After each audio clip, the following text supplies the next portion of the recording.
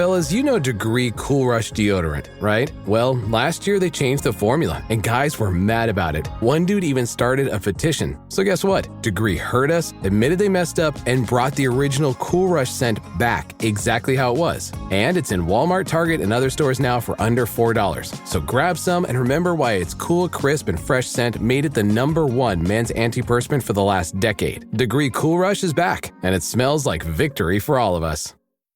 Auto insurance can all seem the same until it comes time to use it. So don't get stuck paying more for less coverage. Switch to USAA Auto Insurance and you could start saving money in no time.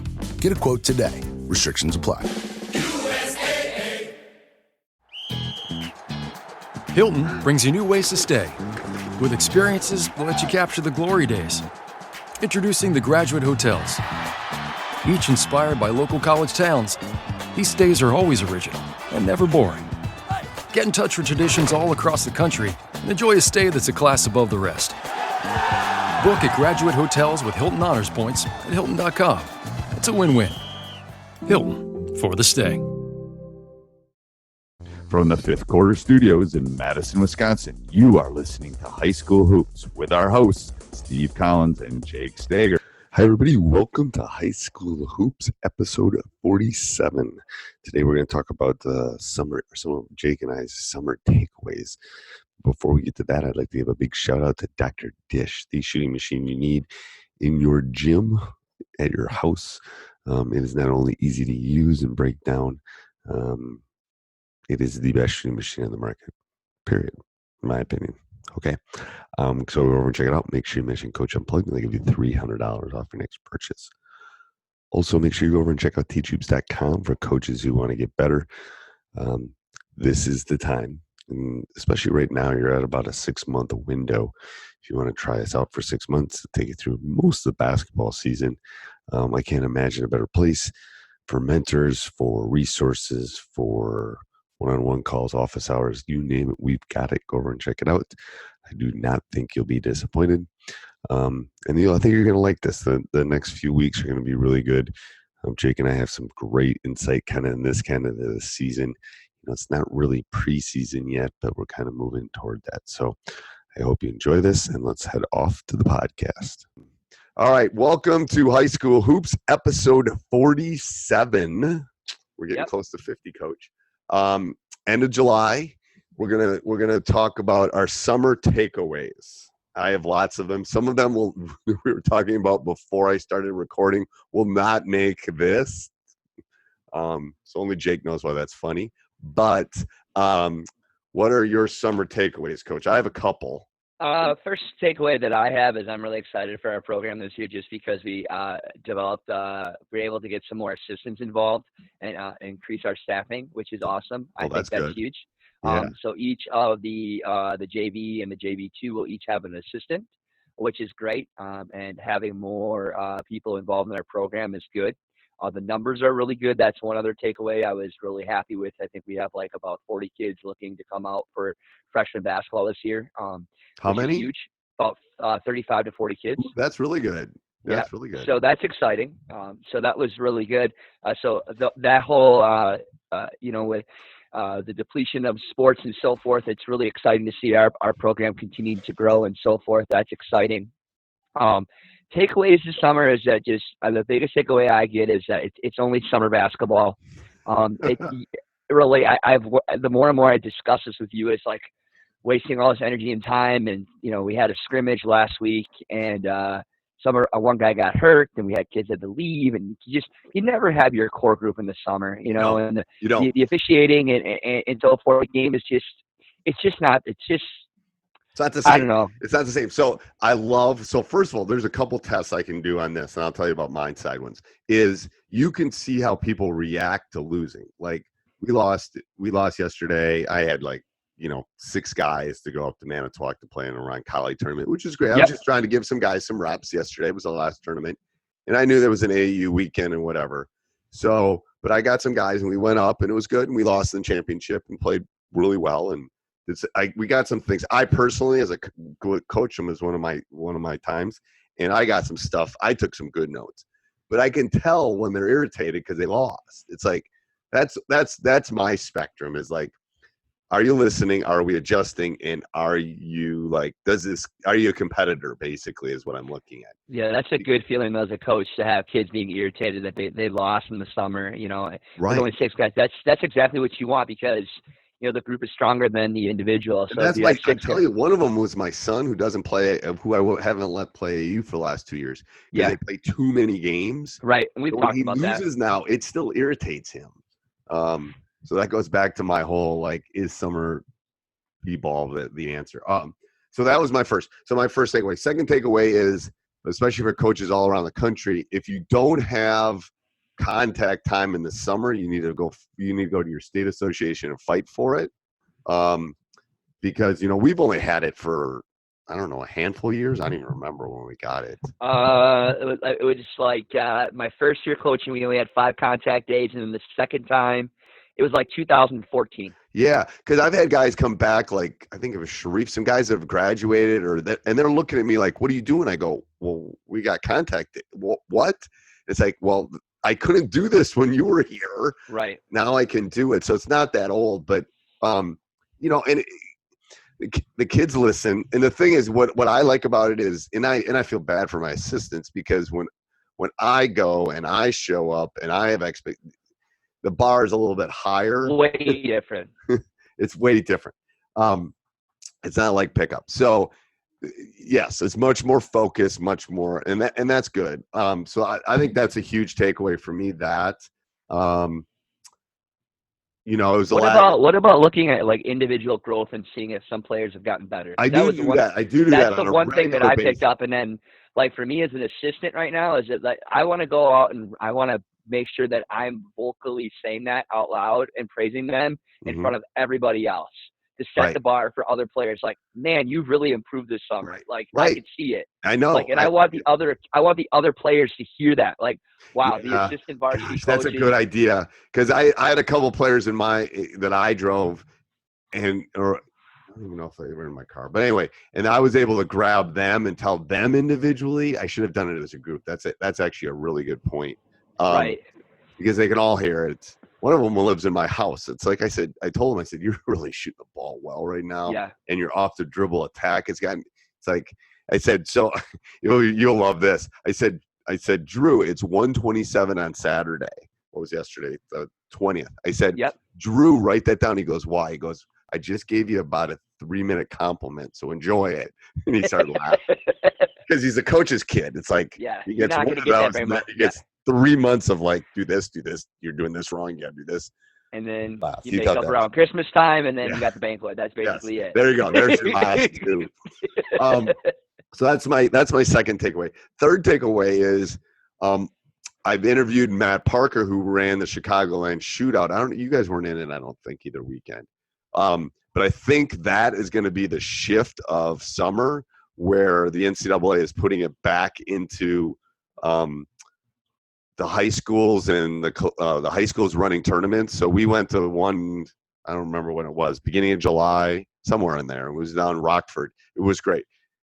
You guys should go next year. It was one of the best tournaments, best officiating I've seen in 20 years in the summer. Crazy.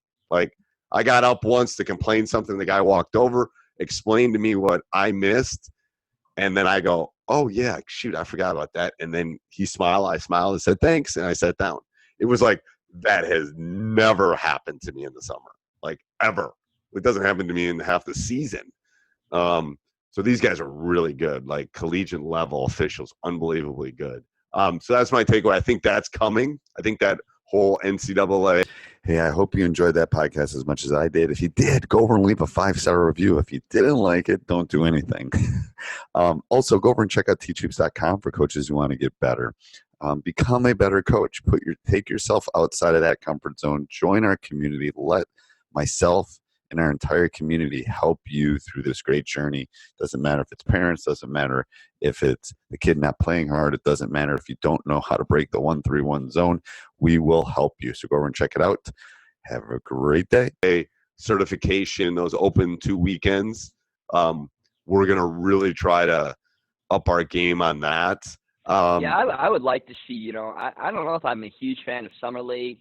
I really do like these tournaments and stuff where if you get guys committed to a couple weekends to be able to play and have good officiating, I think you get a lot out of it. Tie runs are really good. And I went down at least once, I think, and coached them in the Milwaukee. And it's really good. The problem is it's so long for us to get there.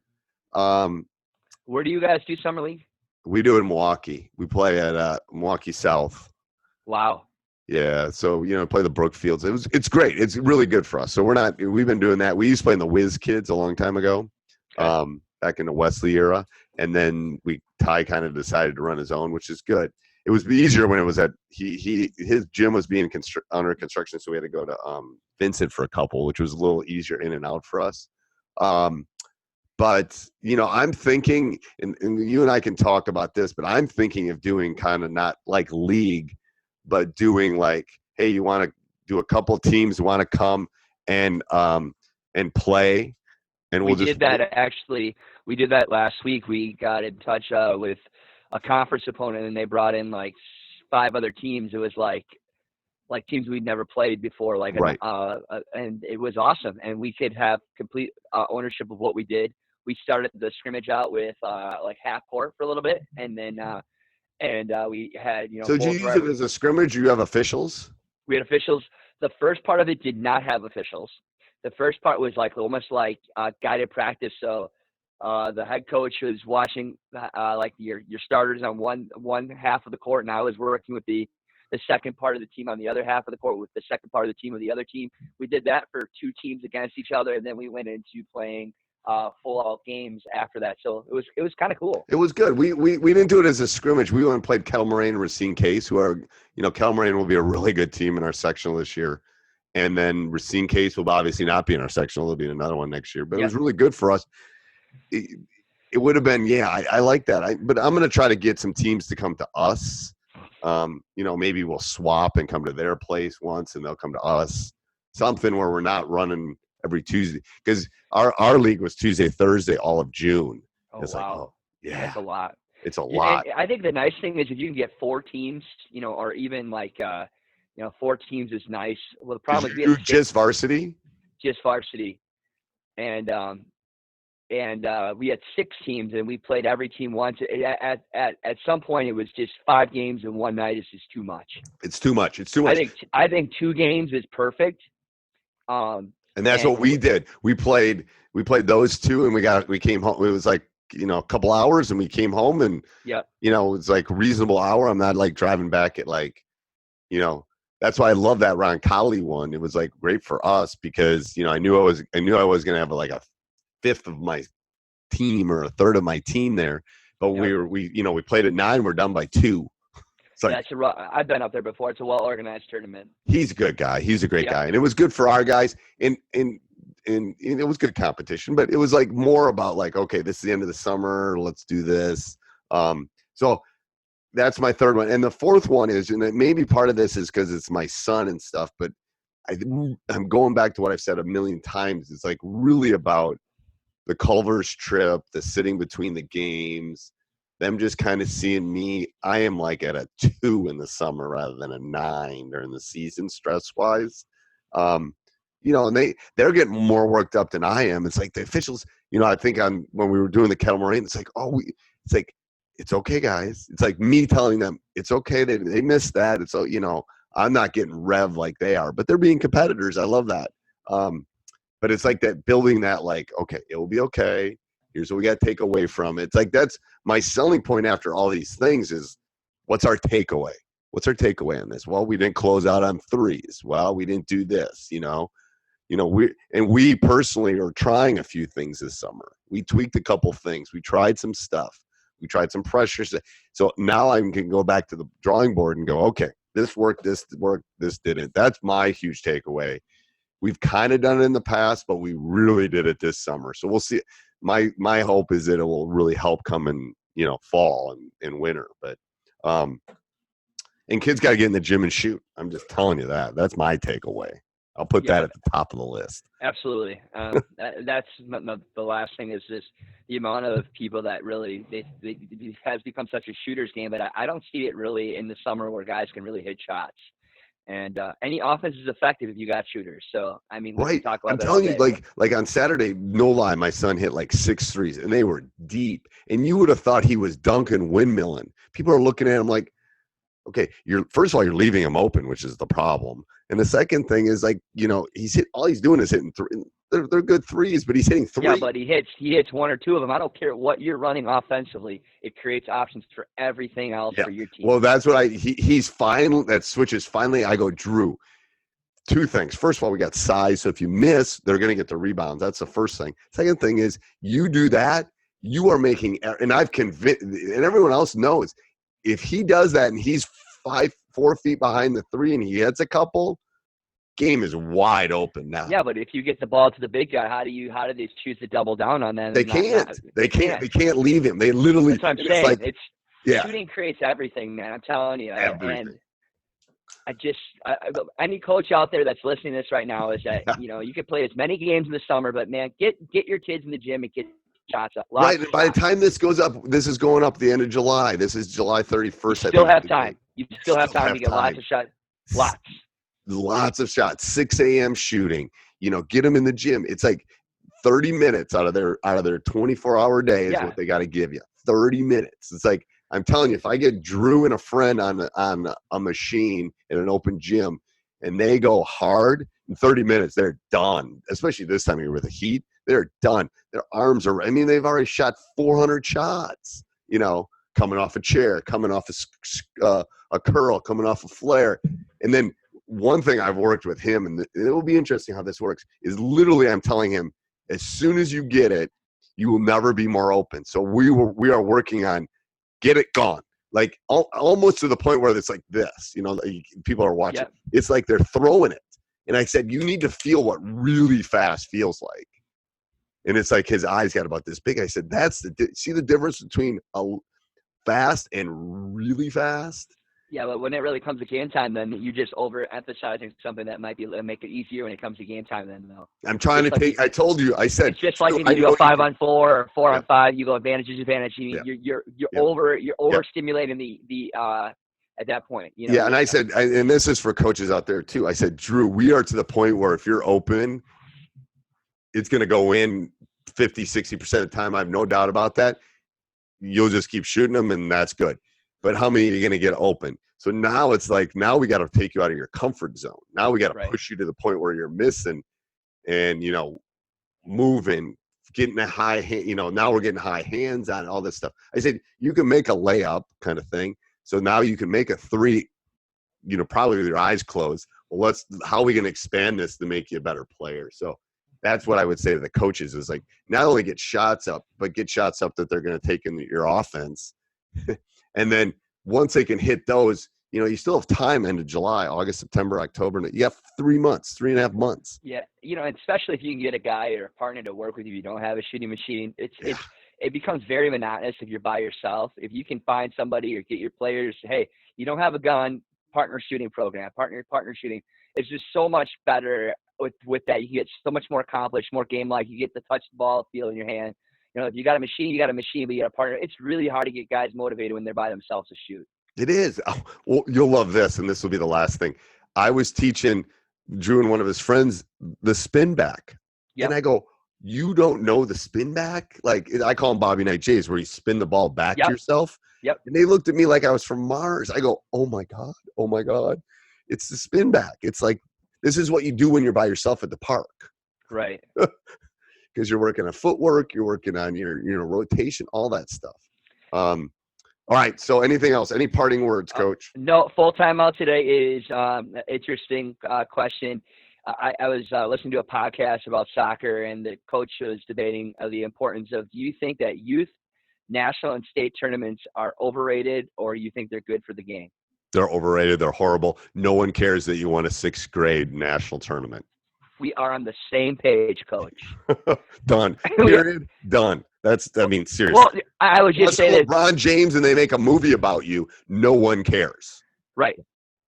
He got game or whatever that movie was. Yeah, but they were winning high school state championships. That's what we want our kids to strive for. Right. You know? Yeah. It's these youth and national tournaments where they travel all over the world and they overemphasize it too long and they get sick of the game. I just think it's really important. I just think we put too much emphasis on these state and national tournaments too early, and showcases too early at young ages. No, that's our retirement, coach. We're going to start our own. Right. We'll just start a national tournament. We'll call it the, I don't know, High School Hoops podcast, High School Hoops National Championship. There you go. And then, we'll have it go all the way down to 3rd grade, kindergarten, 1st grade, whatever. All right. Anything else, Coach? Nope. Hey, I hope you enjoyed that podcast as much as I did. If you did, go over and leave a 5-star review. If you didn't like it, don't do anything. Also, go over and check out teachhoops.com for coaches who want to get better. Become a better coach. Take yourself outside of that comfort zone. Join our community. Let myself and our entire community help you through this great journey. Doesn't matter if it's parents, doesn't matter if it's the kid not playing hard, it doesn't matter if you don't know how to break the 1-3-1 zone. We will help you. So go over and check it out. Have a great day.